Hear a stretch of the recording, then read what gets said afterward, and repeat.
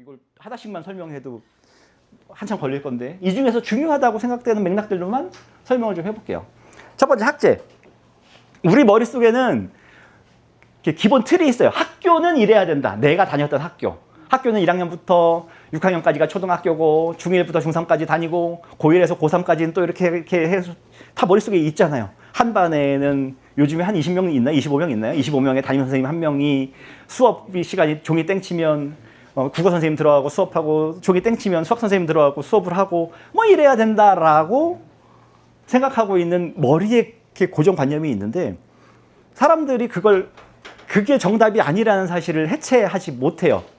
왜냐하면 지금 공교육은 그 시스템을 이렇게 무너뜨리기에는 너무 이렇게 강고하게 틀을 만들어 놨는데 목적과 이유가 뭐냐면 애들 줄 잘 세우려고. 학교의 목적은 1등부터 40만 등까지를 줄을 쫙 세워놓고 그 중에서 1등부터 몇 등까지는 어디 가고 이거를 쫙 해야 되는데 그걸 관리하려면 모든 사람이 납득하고 동의할 수 있게 관리를 하려면 시험을 봐야 되고 그 시험 점수를 매겨야 되고 전국 단위로 그래서 줄을 세우고 하는 게 그런 건 거잖아요.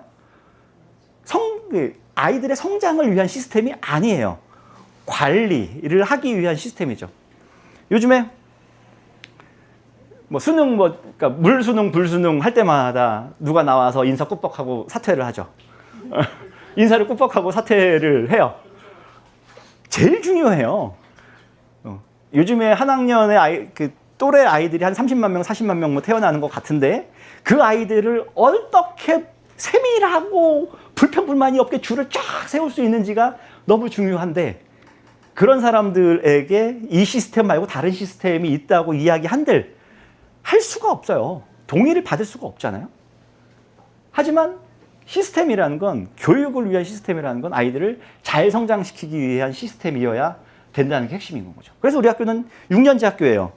6년제 학교는 드물죠. 보통은 중학교 3년, 고등학교 3년은 분리하죠. 하지만 야, 왜 꼭 그래야 돼? 그렇게 하지 않아도 되는 거 아니야? 누가 그렇게 하라는 뭐 이렇게 절대적인 법칙이 있어? 아마도 그 시스템은 만들어진 지 한 200년 됐을까? 그랬겠죠? 한 200년 뭐 미국 어디쯤에서 만들어졌거나 유럽 어디쯤에서 만들어졌거나 그랬던 시스템. 같은 또래 아이들은 같은 교실에서 같은 교과를 배워야 된다는 게 한 200년은 됐을 법한 매우 올드한 시스템이지만 이 세상 그 누구도 그 시스템이 더 좋다, 더 나쁘다를 판단해보지 않았어요. 그냥 하니까 하는 거예요. 우리도 그랬어요. 처음에 학교를 만들었을 때 우리도 당연히 학년제로 이렇게 해봤죠. 근데 거기서 오는 장점과 단점이 이렇게 있는데 우리는 이거 이렇게 하는 것보다 다르게 하는 게 더 나을 것 같은데 생각이 들면 바꿀 수 있잖아요. 왜? 우린 줄 세울 필요가 없으니까. 그래서 우리는 1, 2, 3, 4학년과 5, 6학년으로 학년제를 나눴고 1, 2, 3, 4학년은 그 안에서 한 반에 1학년, 2학년, 3학년, 4학년을 한꺼번에 넣고 학급을 만들었어요. 이제 이게 1, 2, 3, 4학년 한 반에 8명에서 10명 정도의 학생과 선생님 한 분 그렇게 해서 반을 8개를 만들었죠. 이 8개의 반에는 1학년 2명, 2학년 2명, 3학년 2명, 4학년 2명 뭐 이 정도의 아이들이 선생님 한 명과 함께 있어요. 반이 8개라서 우리는 얘네를 팔보채라고 부릅니다. 직관적이죠. 만약에 우리가 이거를 반을 이렇게 나눴더니 7개 반이 나왔다. 그럼 뭐라고 그랬을까요? 칠공주가 되지 않았을까? 모르겠어요. 하여튼 우리의 장명은 그래요. 직관적이에요. 그리고 나서 5학년, 6학년이 되면 이때 드디어 학년 단위의 교실을 만들어냅니다. 그래서 우리는 5학년, 6학년을 5, 6도라고 부르죠. 아주 직관적인 장명 센스. 이렇게 학급을 만들어내는 이유는 이게 더 교육적으로 우리에게 적합하다고 판단했기 때문인 건데 그럼 뭐가 좋으냐? 그럼 사람들이 다 물어봐요. 야, 1학년부터 4학년? 중1부터 고1까지가 같은 반에서 수업을 같이 듣는다고? 그러면 1학년하고 그 난이도가 맞아? 뭐 이런 얘기를 많이 하시죠. 그래서 꼭 얘기하죠. 우리 학교에서의 수업은 선택식입니다. 아이들은 이 학급 내에서 우리 머릿속에 있는 것처럼 교실에 아이들 8명이 있는데 선생님이 들어가서 수업을 하는 게 아니라 선생님들이 수업을 짜르르 개설을 하면 아이들이 자기의 흥미와 관심과 난이도에 맞는 수업을 가서 듣는 방식이죠. 왜 번잡하게 그래? 편안하게 그냥 같은 또래의 비슷한 난이도의 아이들 몰아놓고 선생님이 가고 그 수업을 하면 더 편하잖아. 수업을 하기 편할 수는 있죠. 편할 수는 있는데 학급을 이렇게 나누었었던 아주 가장 핵심적인 건 뭐가 있냐면요. 아이들이 우리 기숙학교가 6년이잖아요. 20명이 같이 들어와요. 보통 한 20명 정도 들어오거든요. 그러면 이 아이들이 6년을 같이 살아가는데 6년이라는 세월이 매우 길단 말입니다. 근데 청소년들의 관계는 어떻게 형성이 되냐면 처음 만나서 아이들끼리 20명이 역학관계가 만들어져요. 나는 이 단어는 되게 중요해요. 나는 나대는 성격이야. 별로 안 적합한가? 나는 진취적인 성격이야. 나는 왕이 될 상이야. 그러면 이 친구는 중학교 1학년부터 고등학교 3학년까지 변화하지 않는 20명 아이들 내에서 항상 리더의 역할을 하겠죠. 리더의 역할 중요해요. 잘하는 친구들이 있으면 좋아요. 그리고 또 어떤 친구들은 내가 처음에 딱 입학해서 그 관계성 속에서 나는 나대는 것도 너무 싫고 누군가 앞에서 뭘 얘기하는 것도 싫고 혼자 조용히만 살고 싶어 라고 얘기하는 친구는 다른 역할을 경험해보지 않고 6년을 살 수밖에 없어요. 우리 학교의 구조는 그럴 수밖에 없죠. 특히나 더더군다나. 뭐 다른 학교에 학생 수가 몇백 명 단위인 곳이면 내가 1학년 때는 그런 성격이었지만 한번 이렇게 개심하여 따로 학급 내 역할을 내가 한번 해보겠어. 반장도 한번 해보겠어. 뭐 이런 생각도 하겠지만 사실 그것도 쉽지는 않아요. 아이들이 스스로 그런 역할의 변화를 기대하지 않기 때문인데 우리 학교에서는 아이들이 1학년 때 딱 팔보채반에 들어오면 1학년의 역할을 부여받아요. 네가 아무리 리더십이 있어도 이번 1학년 때는 좀 참거라. 그렇게 아이들은 1학년 때 선배들로부터의 보살핌과 관심과 애정을 듬뿍 받았지? 네. 2학년이 되면 실질적으로 학급 내의 중시적 역할을 하기도 하고 3학년, 4학년이 돼 갈수록 내가 리더가 되고 싶지 않아도 학급 내에서 학급 회의도 내가 한번 주재해야 되는 상황이 만들어지고 저 똥강아지 같은 후배들 똥 닦아주기 되게 싫은데 챙겨주는 역할도 해야 될 수밖에 없는 거예요. 역할을 부여받게 되죠. 학년에 따라서. 그리고 이 팔보채는 1년이 지나면 쫙 바뀝니다. 쫙 바뀌고 쫙 바뀌죠. 그러면 아이들은 굉장히 다양한 관계와 역할을 저절로 경험할 수 있고 그 경험을 통해 관계 능력을 체득하게 되죠. 과거에는 6년 동안 같이 살았는데 한 3학년 정도 차이가 나는 남자와 여자 아이들은 같이 그래도 한 3년은 사는 거잖아요.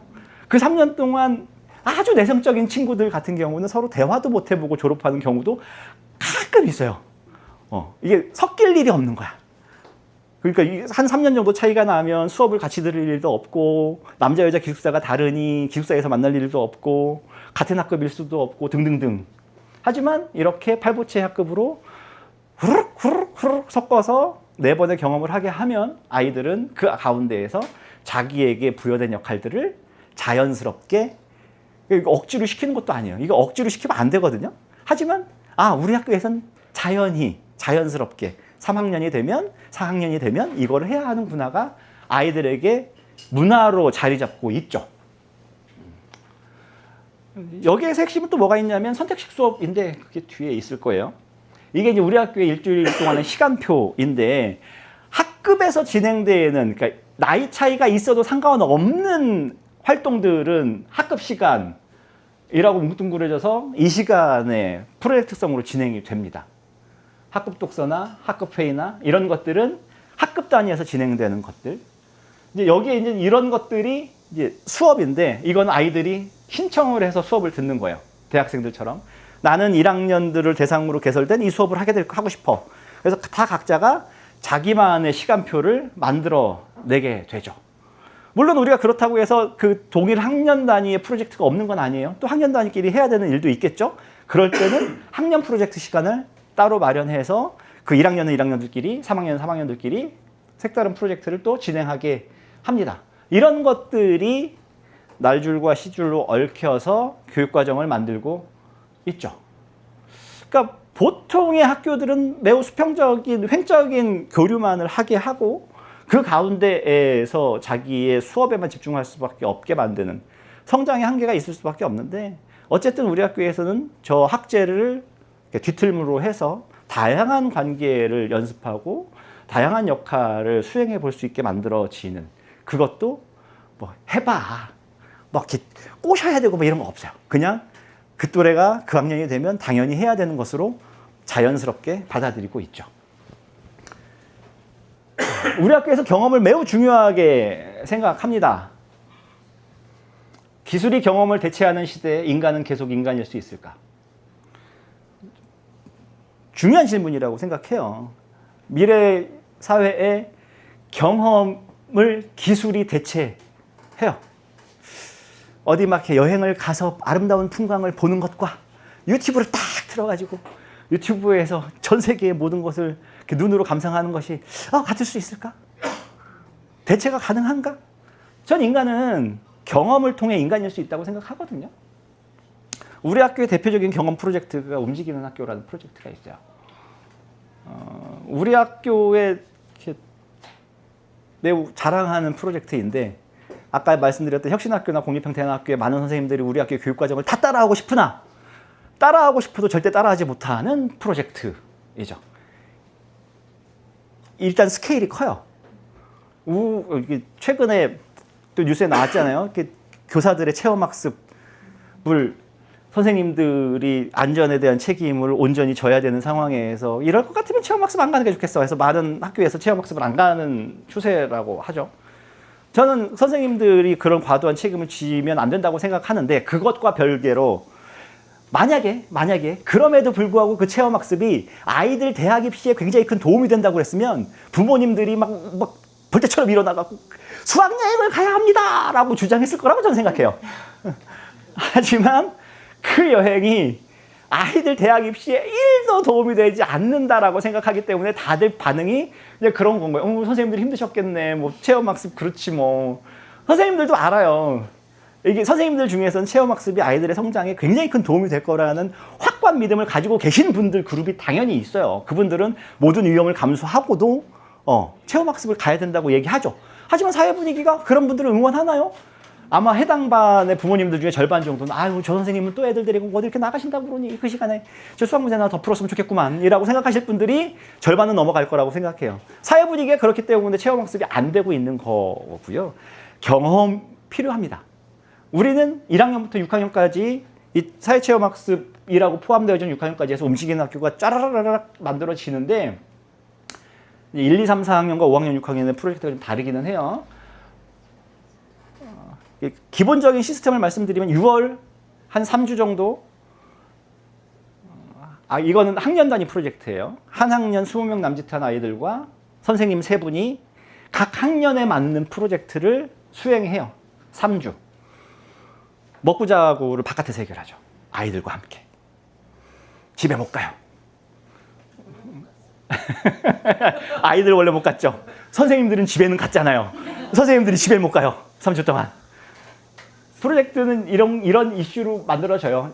1학년 때는 간디에서 둥지 틀기, 2학년 때는 너와 나에 대한 이해, 3학년 때는 세상 바라보기, 4학년 같이 세우기인데 1학년 때는 간디 학교와 간디 학교 주변에서 아이들이 간디 학교에 잘 정착할 수 있게 서로에 대해서 관심 갖고 만들어가는 프로젝트이고 너와 나에 대한 이해는 보통 연극을 하러 가는데 아이들이 관계에 있어서 매우 힘들어하기 시작하는 때이기도 하고요. 관계가 잘 만들어져야 되는 때이기도 한데 아이들은 연극을 통해 내면에 있는 이야기를 끄집어내고 그것을 함께 만들어내는 공동작업을 통해 관계에 눈을 뜨게 하죠. 3학년이 되면 보통은 제주도를 가는데 제주도에서 자연을 만나고 역사적, 사회적 이슈가 됐던 사건들을 직접 두 발로 걸어 다니며 만나게 됩니다. 요게 이제 곁다리로 타대한 탐방이라고 해서 일주일 동안 다른 대안학교에 가요. 전화해서 저는 제천간디학교 3학년 누군데요. 이번에 일주일 동안 그 학교에서 체험학습을 좀 할 수 있을까요? 이렇게 해갖고 컨택해보고 해야 돼요. 4학년이 되면 세상에 해당 당해에 혹은 그 시점에 중요하다고 생각되는 이슈들, 요즘엔 주로 민주주의와 관련된 것이 아이들에게 관심이 많던데 그 내용은 아이들이 직접 선정하고 고르게 하거든요. 학년이 올라갈수록 행위 주체성을 확장시켜요. 1학년 때는 많은 부분이 선생님들에 의해 이렇게 조절돼요. 하지만 학년이 올라가면 올라갈수록 이것을 아이들이 직접 더 많은 것을 결정하게끔 만들어요. 4학년 정도가 되면 프로젝트 전체가 학생들에게 이렇게 제한되고 아이들이 자체적으로 회의해서 결정되는 것과 관련하여 선생님들은 조언해주는 역할 정도를 하게 되는데, 그게 이제 5학년, 6학년으로 넘어가면 같이 하지도 않아요. 5학년, 6학년이 되면 완전 개별화 프로젝트로 바뀝니다. 개인이 움직여요. 이것은 학년이 올라갈수록 아이들의 관심 영역을 확대하게 해요. 나에서부터 시작해서 너, 우리 사회로 아이들이 갖게 되는 관심의 영역을 확장시키게 만들죠. 이렇게 하면 5학년이 되면 6학년이 되고 5학년이 되면 이 맥락으로 사회체험학습을 떠납니다. 5학년 때는 3주, 4주, 6학년이 되면 14주 이상. 최종적으로 6학년이 되면 14주짜리 사회체험학습을 가게 되는데 14주짜리 사회체험학습은 5학년 말에 컨택을 해요. 아이들의 관심 영역을 선생님과 깊이 있게 논의하여 나는 이런 곳에서 사회를 직접 경험해보고 싶어요. 사회체험을 하고 싶어요. 그러면 아이들은 그런 단체나 업체나 뭐 기업이나 등등을 찾아요. 전화를 하죠. 저는 제천관대학교 6학년 고3 땡땡땡입니다. 우리 학교에 이러이러한 교육과정이 있는데 귀 단체, 회사에서 14주 동안 이러이러한 활동을, 프로젝트를 진행해보고 싶습니다라고 전화를 해요. 보통 까이죠. 까이는 거 재밌죠. 평균 한 4회 정도 까인답니다. 얼마 안 까요. 저는 이제 이거 될 때마다 느끼는 게 뭐냐면 우리 사회가 아이들에게 매우 관대하다. 그 다음에 모든 기업이나 단체들이 본인들의 이익만을 위해 살아가는 것 같지만 사회적 책무에 대해서도 일정 부분 책임감을 가지고 있구나. 한 4회 정도 평균 까이면 업체가 단체가 결정이 돼요. 그러면 6학년 1학기에는 학교로 오지 않고 그쪽으로 갑니다. 거기 가기 위해서 아이들은 이제 학교가 아니고 집 근처도 아니라고 하면 혼자 자취를 하거나 고시원에 가거나 친척 집에 있거나 우리 친구네 집에 가거나 친구 할머니네 집에 가거나 뭐 이제 이렇게 해서 자기가 생활할 수 있는 근거를 마련해야 하고 14주 동안 14주 이상 그 단체에서 어떤 프로젝트를 진행할 것인지를 만들어서 그 프로젝트도 진행을 해야 하고 그러니까 일반적인 사회 경험을 그대로 하고 온다고 생각하면 되죠. 그리고 우리 학교의 모든 프로젝트와 등등은 준비 단계, 이제 이런 대형 프로젝트 같은 경우는 계획서를 전교생 앞에서 발표하게 합니다. 확정이 되면 우리 학교에서는 저는 이번에 사회체험학습으로 땡땡땡을 가기로 했고요. 가서 이런 걸 할 계획입니다. 전체 앞에서. 다녀오고 나면 전체 앞에서 또 발표합니다. 저는 이번에 여기서 이런 걸 했고 이런 걸 배웠고 이런 것이 저에게 되게 이렇게 좋았고 뭐 등등등을 보통 뭐 한 20분 이짝저짝으로 발표를 하게 하죠. 대부분의 교육과정은 아이들이 직접 기획하고 계획하고 직접 발표하는 것까지가 전부 다 프로젝트라고 보시면 되고요. 재밌어 해요.